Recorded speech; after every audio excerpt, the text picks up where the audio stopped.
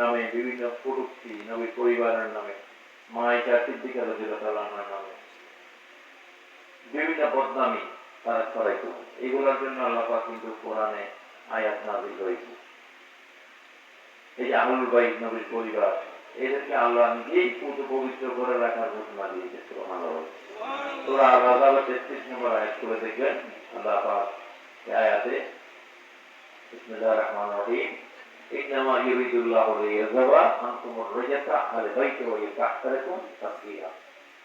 এই যে সূরা তাতহীর আয়াতে তাতহীর নাযিল হয়েছে আহলে বাইতের জন্য। আল্লাহ পাক বলছেন আমি আল্লাহর একান্ত ইচ্ছা, ইন্নামা আমি আল্লাহর ইচ্ছা, কার ইচ্ছা?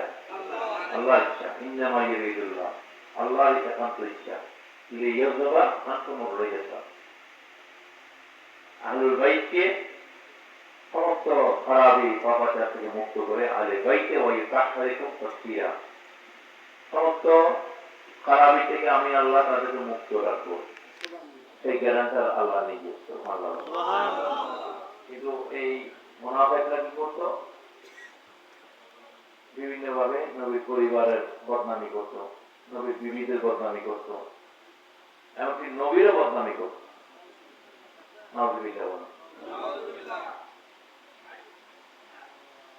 নবীজি যারা নতুন মুসলমান হইত বা যারা গরিব, যাদের বাসস্থান নেই, অর্থ নাই, যখন একটা যুদ্ধ করে যখন কিছু গনিমতের মাল তাদের হাতে আসত, টাকা পয়সা বা সন্ধ্যা গহনা, তখন উনি সেগুলা বর্জন করতেন। যারা নতুন মুসলমান হয়েছে বা গরিব বা যাদের চলার ফেরার অবস্থা নেই, তাদেরকে একটু বেশি দিতেন, যেন তারা অর্থ কষ্টে করে আবার ধর্ম থেকে অন্য ধর্ম যেন না যায়। এগুলো নিয়েও এই মুনাফিকরা নবীকে বলতেন যে আপনি এরকম একটা ঘটনায় তারা বলছিল নবীকে, নবী আপনি কিন্তু ইনসাফ করতেছেন না। তখন ওমর ফারুক রাদিয়াল্লাহু আনহু তরবারি বের করে ফেলেছিল তার গর্দান কেটে ফেলার জন্য, যে মুসলমান হয়ে উম্মত হয়ে তুমি নবীকে বলতে তো নবী ইনসাফ করতেছে না। নবীজি থামিয়ে দিলেন ফারুক আজমকে যে ঠিক আছে তুমি এটা আমি দেখি। নবীজি বললেন দেখো আল্লাহ রাব্বুল আলামিন দুনিয়াতে আমাকে সবচেয়ে বড় ইনসাফকারী হিসেবে দুনিয়াতে আমাকে পাঠিয়েছে। আমার চেয়ে বেশি ইনসাফ পৃথিবীতে আর কেউ করতে পারেনি, পারবেও না। সুবহানাল্লাহ। এগুলো বললাম কেন?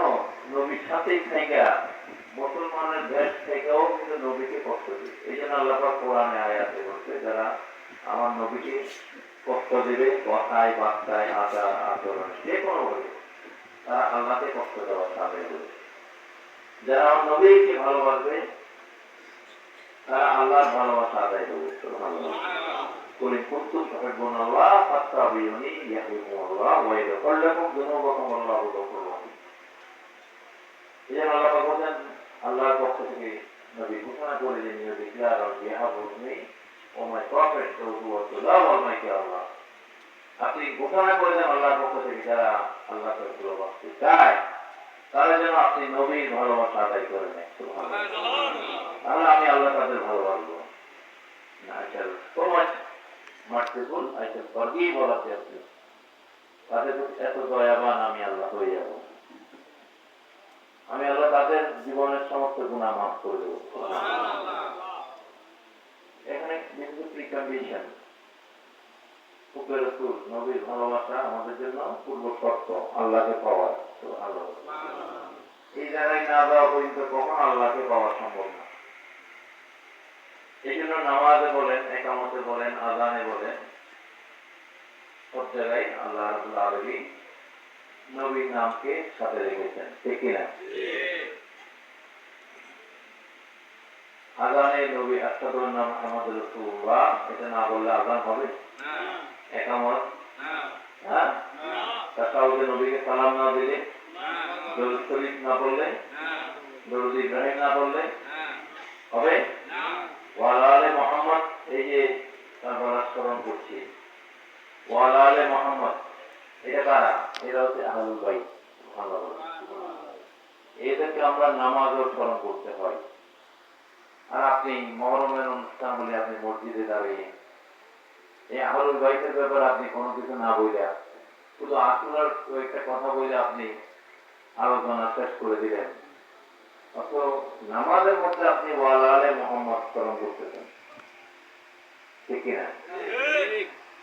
নামাজে স্মরণ করতেছেন, আপনি মনে করতেছেন এটা আমি ভিতরে ভিতরে করতেছি, এটা তার প্রকাশ করতেছি না। মুনাফিক কাকেই বলা হয়? যার ভিতরে যেটা আছে মুখে সেটা প্রকাশ করতে হবে, আর ভিতরে একরকম থাকবে, মুখে আরেক রকম থাকবে, তাকে মুনাফিক বলা হয়, ঠিক কিনা? এই ধরনের যেগুলা আমাদের সমাজে আছে এরা হচ্ছে মুনাফিক। এরা ওইরকম লোক যারা নবীকে কষ্ট দিই। এরা হারেনি, ওহাবি, মুতাযালা, রাফিজি, শিয়া, কাদিয়ানি, এরা এদের মুখে একরকম, অন্তরে আরেক রকম।